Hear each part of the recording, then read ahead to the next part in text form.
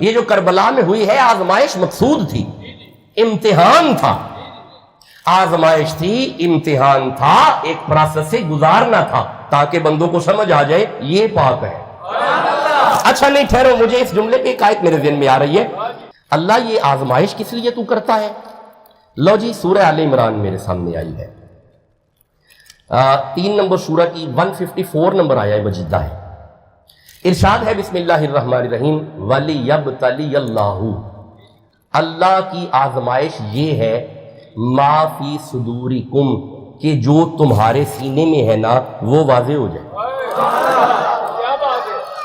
آزمائش یہ ہے کہ جو سینوں میں ہے ظاہر ہو جائے۔ شاباش، آسان کیا آپ نے، جو سینوں میں ہے وہ ظاہر ہو جائے۔ تو مولا پھر اس کا کوئی نتیجہ بھی تو ہوگا، مطلب تو آزمائش کرے، جو سینوں میں ہے وہ ظاہر ہوا، کوئی نتیجہ تو ہوگا۔ اللہ فرماتے ہیں نتیجہ یہ ہے وَلِيُمَحِّصَ مَا فِي قُلُوبِكُمْ، تاکہ یمحص، یہ جو لفظ ہے نا یمحص، یہ اس پہ ذرا غور کیجئے گا، یمحص یہ لفظ ہے یمحص، یہ اس کا مادہ اشتقاق جو ہے وہ میم ہا صاد حروف اصلیہ محصا، یہ بنے گا محصا یمحص تمحیصا، باب تفعیل سے ہے۔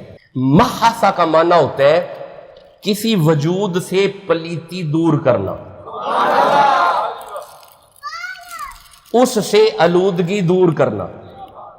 اللہ فرماتا ہے میں نے اسے پاک کرنا ہے، اس لیے آزمائش سے گزارتا ہوں تاکہ سب کو پتا چلے ایویں پاک نہیں کیتا۔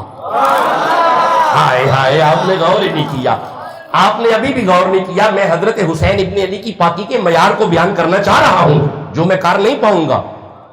ہماری عقل سے ورا ہے، ہمارے شعور سے ورا ہے، ہمارے علم سے ورا ہے، ہماری تحقیق سے ورا ہے۔ جو عقل میں نہ آئے اسے حسین ابن علی کہتے ہیں۔ حسین ابن علی عقل میں نہیں آتے یار، جس عقل میں حسین ابن علی نہیں آتے علی کیسے آ جائیں گے؟ جس عقل میں علی نہیں آتے نبی کیسے آ جائیں گے یار؟ تو اللہ فرماتا ہے محصا یمحصو، میں چاہتا ہوں کہ تطہیر میسر آ جائے، پاکیزگی میسر آ جائے۔ اب آپ کو سمجھ آئی، کسی بندے پہ ایک آزمائش آئے گی، کسی پہ 2 آئیں گی، کسی پہ 3 آئیں گی۔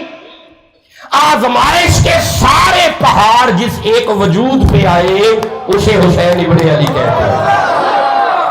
آزمائش کے سارے پہاڑ جس ایک اور یار کسی کا 18 سال کا جائے گا، یہاں پہ 18 سال کا گیا ہے، کسی کا گود میں جائے گا، ان کا گود میں گیا ہے، کسی کا جوان جائے گا 25-45 سال کا، ان کا 45 سال کا گیا ہے، کسی کا بزرگ جائے گا، ان کے بزرگ گئیں گے، کسی کا گھر جائے گا، ان کے گھر گئیں گے، کسی کے گھر میں آگ لگے گی، ان کی کلیوں کو لگی ہے، کسی پہ ایک دن بھوک آئے گی، ان پہ بھوک آئی ہے، کسی پہ پیاس آئے گی، ان پہ پیاس بھی آئی ہے، کسی کے پھل چھین لیے جائیں گے، ان سے پھل بھی اٹھے ہیں۔ میں عرض کر رہا ہوں کوئی آزمائش نہیں جو حسین ابن علی پہ آئی ہے، تو پھر مجھے کہنے دو نا یمحص کا مصداق حسین ابن علی ہے۔